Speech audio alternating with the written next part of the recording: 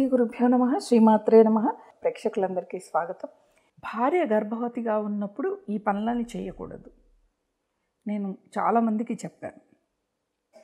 చాలామంది ఇవన్నీ ట్రాష్ అని చెప్పి కొట్టి పారేస్తూ ఉన్నారు. లేదు, కొన్ని నియమాలు అయితే పాటించాలి. భార్య గర్భవతి అయితే ఇంట్లో పురుషుడు చాలా నియమాల్ని పాటించాలి. కొబ్బరికాయని కొట్టడం, పూజా మందిరంలో మనం నైవేద్యం పెట్టి కొబ్బరికాయని ఇంట్లో గర్భవతి ఉంటే కొట్టకూడదు. ఇంకా 5వ నెల దాటాక అసలు కొబ్బరికాయ కొట్టకూడదు. పండగ పర్వదినాలు వచ్చాయి అంటే ఆ అమ్మాయిని ఒక రూమ్లో పెట్టేసి దేవుడికి ప్రసాదం నివేదన చేసి కొబ్బరికాయని భర్త కొట్టకూడదు. అత్తమామలు ఎవరున్నా వాళ్ళు కొట్టాలి, భర్త కొట్టకూడదు. అలాగే గుమ్మడికాయ, చాలామంది గుమ్మడికాయని దిష్టి తీసి కొట్టడము లేదా కూర వండుకోవటానికి కొట్టడము. గర్భవతిగా భార్య ఉన్నప్పుడు భర్త ఆ పని చేయకూడదు. ఇంకెవరో పనోళ్ళతోనో ఇంకెవరితోనైనా పగలగొట్టించాలి. ఇంటి బయట ప్రాంగణంలో పగలగొట్టి ఇంట్లోకి తీసుకొచ్చి చేయాలి, ఇంటి ప్రాంగణంలో చేయకూడదు.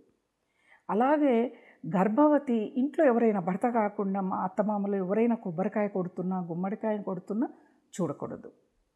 ఎందుకు అని అంటే కొబ్బరికాయ గుండ్రంగా నిండుగా ఉంటుంది, లోపల నీళ్లు ఉంటాయి, కొబ్బరి ఉంటుంది. గర్భవతి గర్భంతో ఉన్న ఆ మహిళ తన గర్భంలో ఒక పొర లాంటి, ఆ లోపల ఉన్న ఆ పొర లాంటి దానిలో ఉమ్ము నీటితో కలిపి బిడ్డ ఉంటుంది.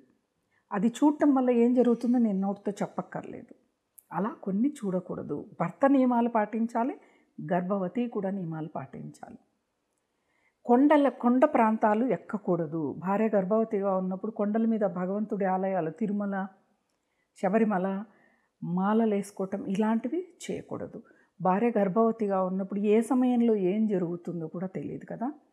కాబట్టి గర్భవతిగా ఉన్నప్పుడు మాలాధారణ కూడా చేయకూడదు. అంటే ఇప్పుడు కొంతమంది ఏం చేస్తారంటే 9వ నెల వచ్చాక కూడా మాలాధారణ చేసి భార్య ప్రసవం అయ్యాక ప్రసవం అవుతుందన్నప్పుడు వాళ్ళు ఎక్కడో ఆలయాల్లో ఉండిపోవటమో, ఒక రూమ్ తీసుకొని గదులు ప్రత్యేకంగా అయ్యప్ప స్వాములకు అని పెడతారు, వాటిని తీసుకొని చేయటమో చేస్తారు.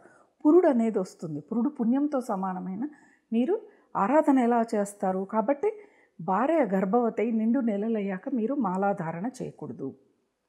7వ నెల పడినప్పటి నుంచి ఆ సంవత్సరం మీరు ఆ మాలాధారణ చేయకూడదు.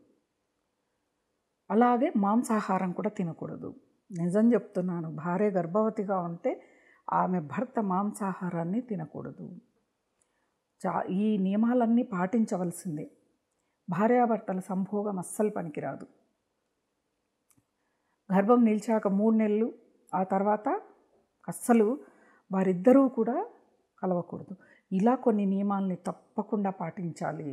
ఒక బిడ్డకు జన్మనిస్తుంది అంటే ఆ మహిళ మళ్ళా జన్మను పొందుతున్నట్లే. కొన్ని నియమాలు పాటిస్తే ఆ మహిళకి మంచిది, ఇండ్లు కూడా అభివృద్ధిలోకి వస్తుంది.